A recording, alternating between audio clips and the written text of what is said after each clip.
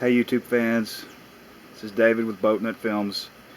Boatnutfilms has quickly turned into anything and everything other than boats.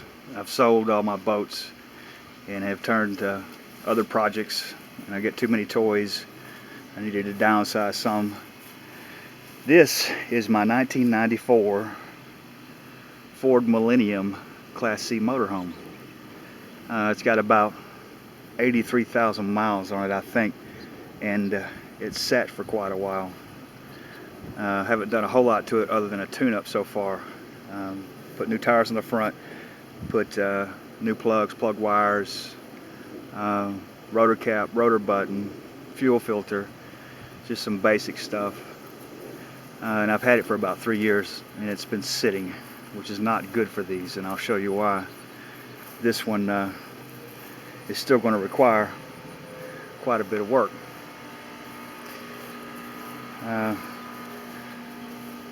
Whenever I went in the other day, I noticed that the ceiling has started to sag even more.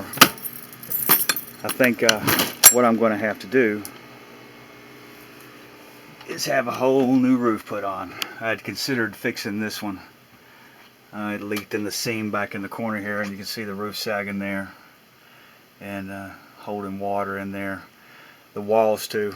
I'm going to go through this thing and I'm going to gut it out. The last of the ceiling here around the appliances is still good, and this is what I found this year whenever I started tearing into it. And once you get so far in here and you start pulling this down, you realize that the wood up there is bad. The guy I bought it from put this in kind of to brace it all together, but I think for about $2,200 they will redo the whole roof on it. So what I'm going to do is probably strip everything out of it, and I've got a vehicle I'm going to sell, and I'm going to invest some money in this thing. It has some minor issues still with how it runs, and maybe some of you viewers can help me diagnose what that issue is.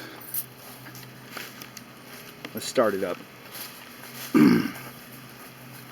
And I think I may have a clogged injector. One of the things I did is built a harness for the right side injectors because a squirrel or something had chewed those injectors, which is one reason I got it at a discounted price. Started fine then, but after it sits a while, it doesn't even want to start. It seems like you gotta keep putting fuel to it, and let the pump run, and let the pump run. Also, the AC unit, whenever it warms up, it won't do anything, but if it's cold, it'll work. I think that may be a temperature resistor, and I'm going to try and fix that. Still got a little missing. I wish I could get that out. If you have any suggestions on that, I'd appreciate any ideas on what it might be. Sit here and let it run.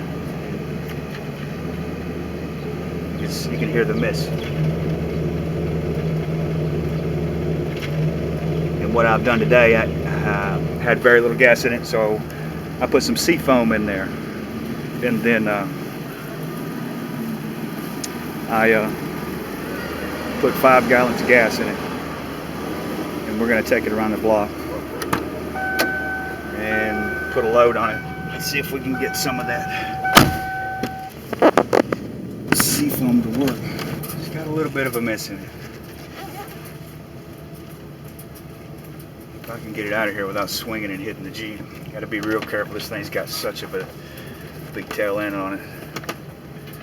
I'm watching my mirrors. And we made it around it.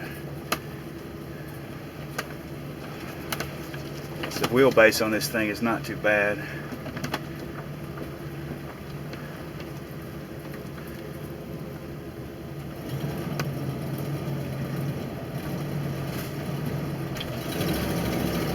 whenever I step on it, the mist goes away and I get all the power. But whenever I'm idling or barely moving, I test the brakes because I haven't driven it in 4 or 5 months.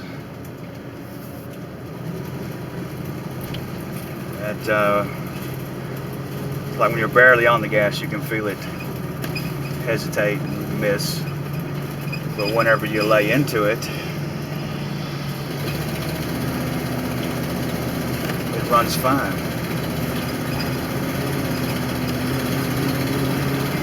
Well, it doesn't appear to be doing it there, but I don't want to get too far. Be stranded in it. But I need to fix this issue. And I think what I'm going to do, and I'll do a video on it if I do, is I'm going to pull all the injectors, and then there's a process on YouTube where you force a cleaner through them.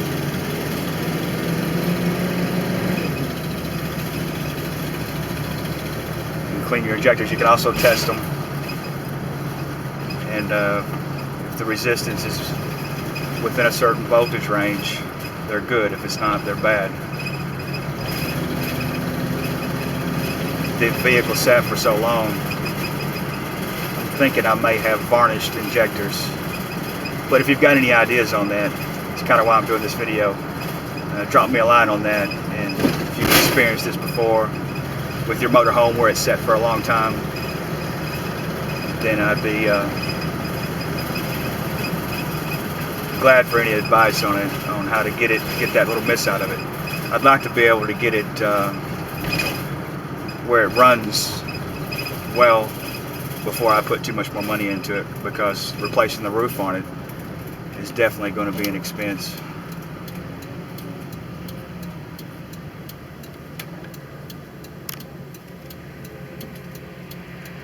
But we're going to go around the block here. Takes off really nice there. I just barely touched it.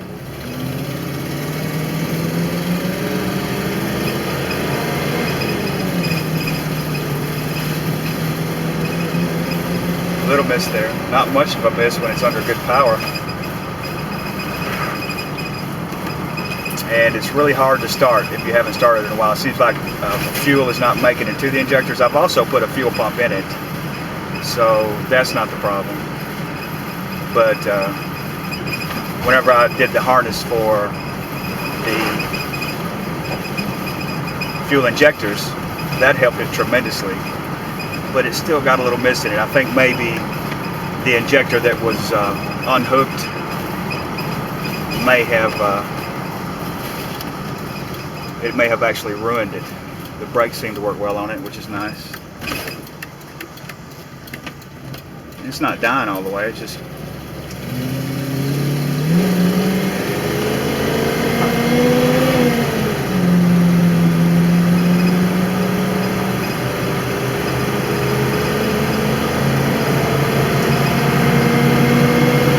that's 55 miles an hour. I think it very well may be in the injectors. But if you've got any advice on it, that's why I'm doing the video. Drop me a line.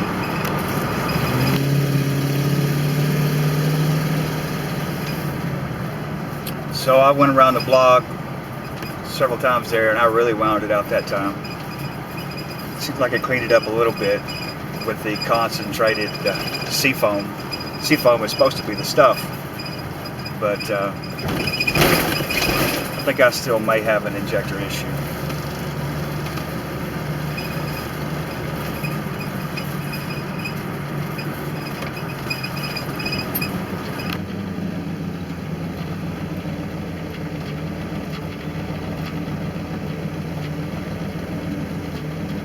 It's got a little bit of an exhaust leak on one of the manifolds, but when it warms up it seems to expand the metal and seal that leak. I know that'll make it miss a little bit. Not like this.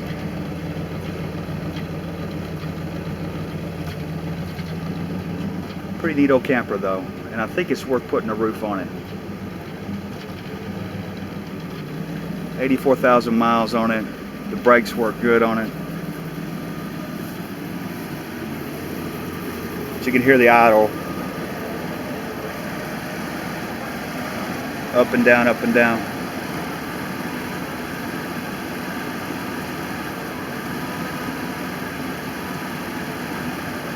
I don't know. Just drop me a line or give me a comment if there's something you can do that'll help. Nomadic Fanatic has been my recent inspiration. You can find him on YouTube.